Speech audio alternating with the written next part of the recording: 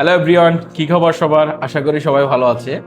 আসলে আজ একটা ইন্টারেস্টিং ভিডিও নিয়ে আসছি। প্রায় সময় আমাকে অনেকে মেসেজ করে যে ভাই আমি ফ্রিল্যান্সিং করতে চাই, আমি ফ্রিল্যান্সিং করব, হচ্ছে কিভাবে কি করা যায়। তার চেয়ে বড় বিষয় হচ্ছে অনেকেই মনে করে ফ্রিল্যান্সিং মানেই হচ্ছে খুব দ্রুত টাকা ইনকাম করা যায়, দু চারটা কাজ করলাম, ল্যাপটপ খুললাম, তাহলেই হাজার হাজার ডলার ইনকাম করা যায়। আসলে কিন্তু বাস্তবতা এত সহজ না।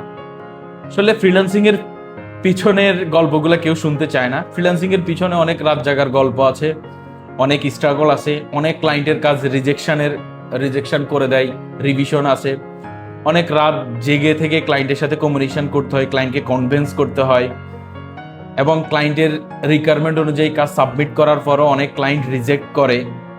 আসলে প্রতিনিয়তই নিজের সাথে যুদ্ধ করতে হয়। যখন সবাই এক্সকিউজ খুঁজে, তখন একজন ফ্রিল্যান্সার নিজেকে ইমপ্রুভমেন্ট করে। আসলে এই সেক্টরে সফল হতে গেলে সবচেয়ে বেশি পেশেন্ট হতে হবে, কনসিস্টেন্সি থাকতে হবে, আর সবচেয়ে বেশি যেটা হার্ডওয়ার্ক করতে হবে। আমি শুধু টাকা ইনকাম করতে চাই এটা ভাবলে হবে না, নিজেকে এমনভাবে তৈরি করতে হবে যাতে ক্লায়েন্ট আমাকে খুঁজে নেয়। ফ্রিল্যান্সিং ইজি না, কিন্তু যে টিকে থাকতে পারে তার জীবন একদিন বদলায় যায়। Thank you.